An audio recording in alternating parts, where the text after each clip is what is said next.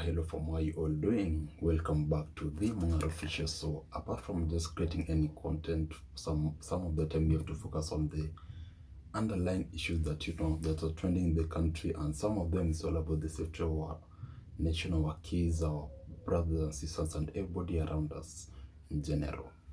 So before you go to formation, you like the button down below, you subscribe if you're not subscribed, and also you comment down below about what you think about the whole issue that we are going to talk all about. So before going too far, welcome so much into this video today, out of the norm of the other content that we do. So today I'm much into doing this kind of video because of awareness.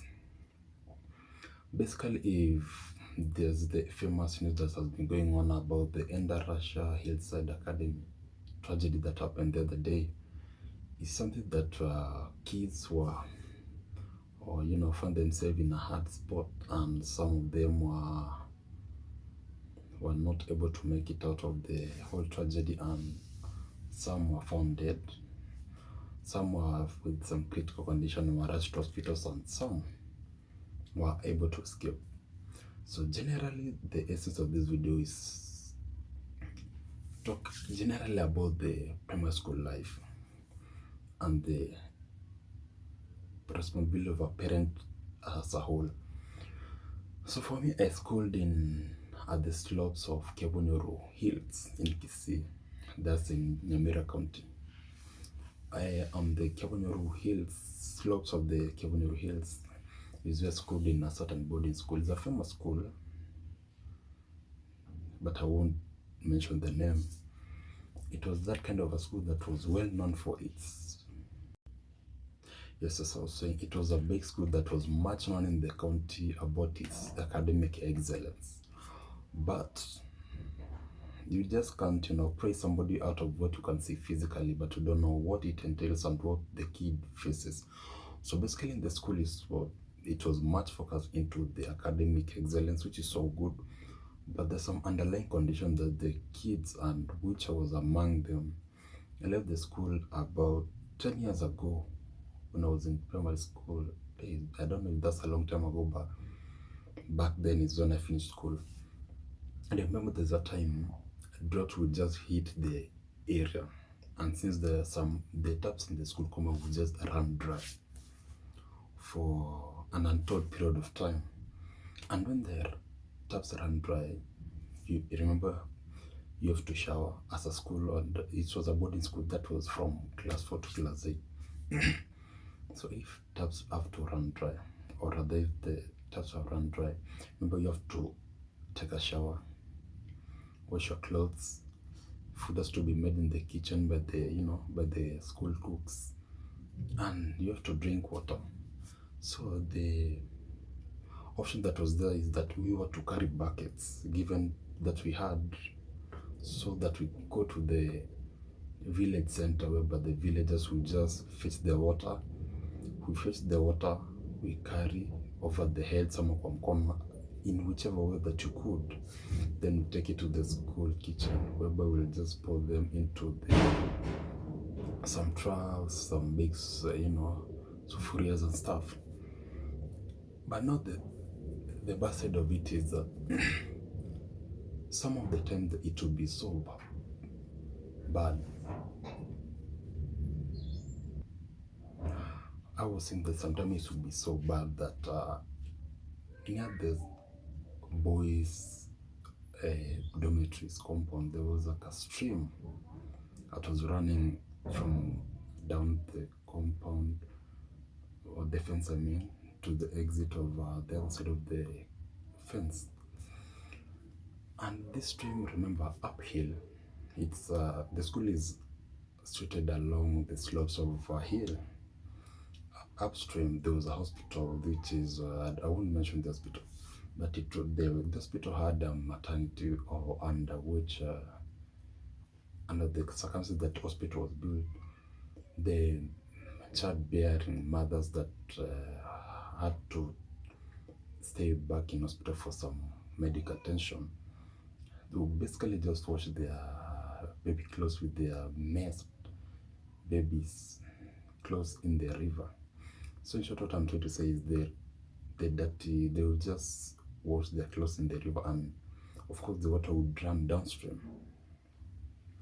Downstream, remember, is where this water was just running. I mean, the stream was passing inside the compound of the school, and by so some times of the year would be so dry that when the taps would run dry, kids would be forced to drink the stream river. I did back then. I was in lower class, around class 5, class 6. I was also a victim. It was so bad that I would go with my cup, fetch the water from the stream, some of which would be stagnant, to at least quench the thirst that you had. Remember, it's when, during my primary school life, is when I learned that you can't survive without water.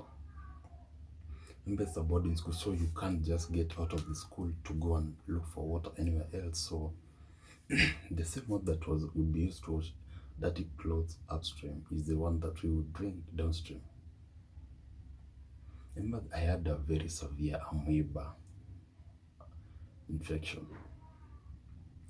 I was released from school and I had to go home for some medical attention, and I was given the leave for about 2 weeks or so, because I remember it was so bad that I got the toilet which had, blood. It was so bad, out of these waterborne diseases and stuff.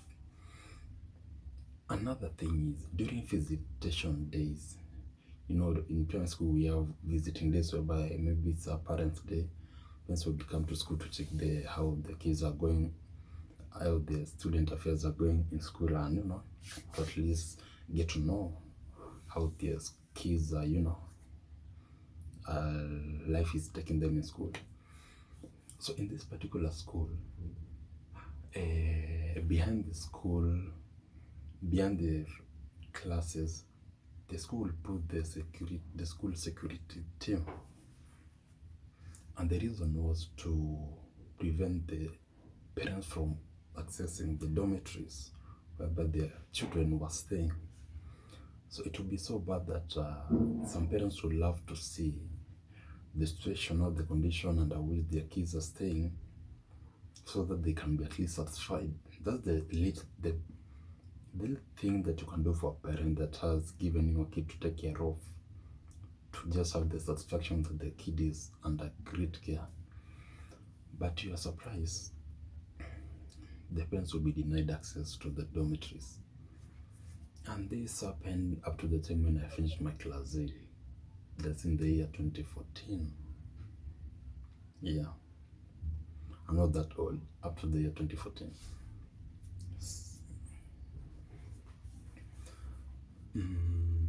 Basically, what I'm trying to say is, I think the Kenyan government has a lot to do in terms of making school safe, and so of course there are the set standards that have to be met by a particular school for it to be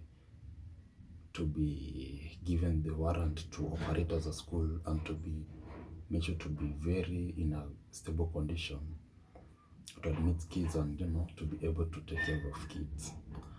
But I don't know what happens in between here, because you might find that some schools will just admit kids by a single bed that should handle just one person. It should be by 3 kids, which is not very good.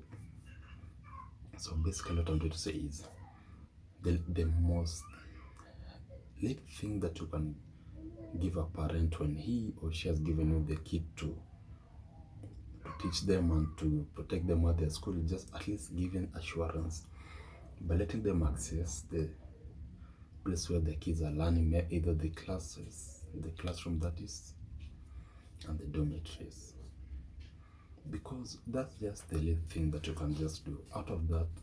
And also to have the parents access the school in a manner which is respectable, to be assured that their key safety is in the right, is catered for.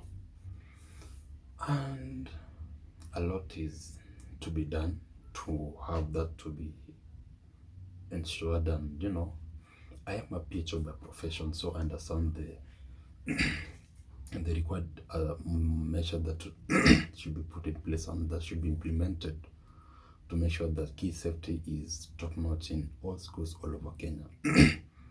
So you, as you're watching this video, make sure that you might be a youth just like me, maybe a young parent that maybe has a toddler, who someday maybe he or she will be starting school soon. Or for you, you must be a parent that has a kid in school. The best thing you can do is just simple civic education is very paramount to the safety and well-being of everybody around you, whether it's your kid, your neighbor's kid, you yourself. Peace of mind is something so important to somebody who has experienced what lack of peace of mind means. So if you have that peace of mind, try to have it, so it's not just something that can be earned.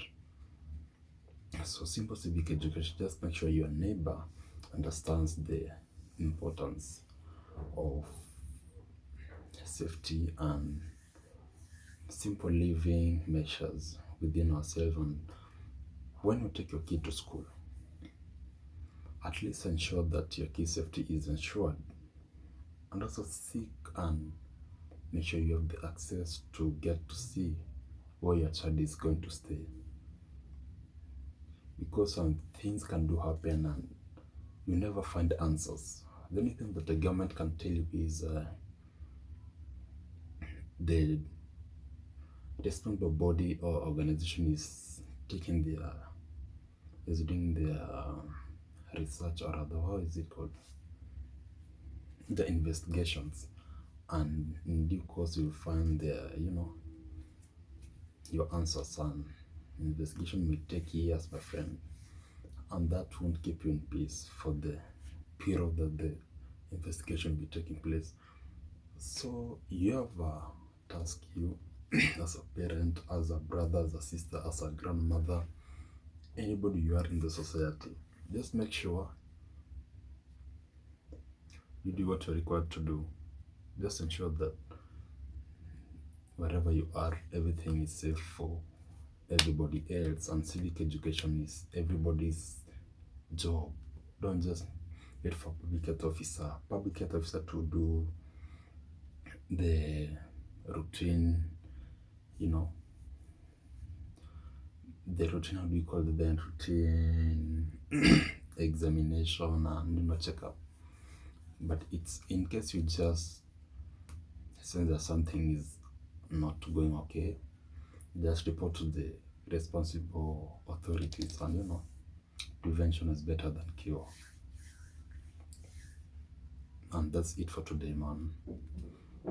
Always know that health is better than wealth. No, health is wealth.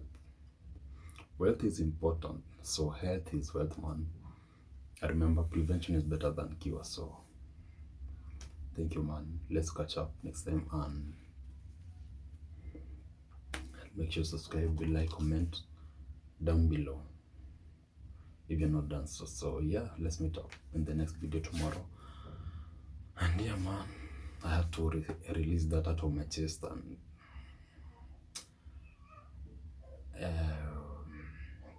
I just wish peace and well-being of all those parents that have lost their kids in the Endarasha incident, and may God console you and give you the peace that you deserve in these difficult times. Bye bye.